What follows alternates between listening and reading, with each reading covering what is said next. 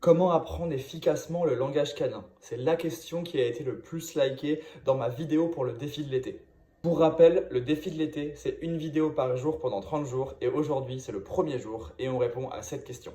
Si tu avais posé une question dans la précédente vidéo et qu'elle n'a pas été sélectionnée, n'hésite pas à la reposer ici en commentaire et si jamais tu débarques, tu peux aussi poser ta nouvelle question. Ok, alors aujourd'hui on va parler de langage canin, de signaux d'apaisement, de communication canine. Tous ces termes, tu les as déjà peut-être entendus parce qu'ils sont effectivement hyper importants. Avoir une bonne lecture de la communication canine, c'est hyper important pour pouvoir comprendre son chien, comprendre le chien des autres et s'adapter dans toutes les situations. Je me suis dit que c'était un petit peu stupide de vous faire une liste, en plus sûrement non exhaustive, de tous les signaux de communication. Vous pouvez les trouver sur Internet. Vous pouvez aller lire ce livre notamment, qui est un peu une référence quand on parle de communication canine. Vous pouvez trouver vraiment plein de ressources sur Internet en tapant signaux d'apaisement, communication canine. Allez-y. Moi, le conseil que j'aimerais vous apporter pour vous faire progresser en langage canin et en lecture, c'est le suivant. Prenez plein de vidéos, filmez des interactions, filmez votre chien dans toutes les situations possibles, rentrez chez vous et revisionnez les vidéos.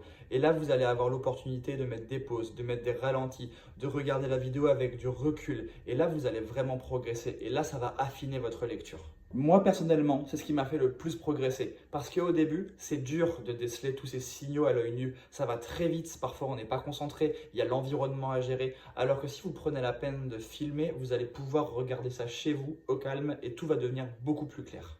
En plus, très souvent, ce qui est intéressant dans une communication canine, c'est justement le terme communication. Il y a souvent un, deux, voire plusieurs individus. Et quand on regarde son chien, on ne regarde pas celui des autres. Et en vrai, c'est important de voir est-ce que les signaux de communication sont compris et entendus par les chiens. Est-ce que quand mon chien exprime un inconfort, l'autre le comprend. Et ça, en le filmant, vous allez pouvoir mettre pause, regarder d'abord votre chien, puis refaire la vidéo, regarder le chien de l'autre. Et là, ça va devenir très clair et vous allez progresser. Ça peut paraître être un conseil un petit peu bateau, mais je vous jure qu'il n'y a pas meilleure école que le fait de pratiquer, de regarder, de tirer des conclusions.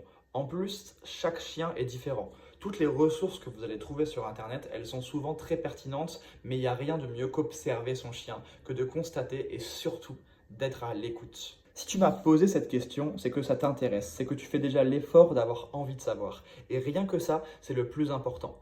Parce que si tu as envie de comprendre ton chien, tu vas prendre le temps de le faire et tu vas te mettre à beaucoup l'observer. Et si tu l'observes, il va te dire des choses, tu vas pouvoir agir en conséquence et vous allez faire progresser votre binôme, ou votre trio, ou votre famille, votre groupe, peu importe. Bref, je pense que pour les signaux de communication, le plus important, c'est déjà de faire l'effort de les considérer.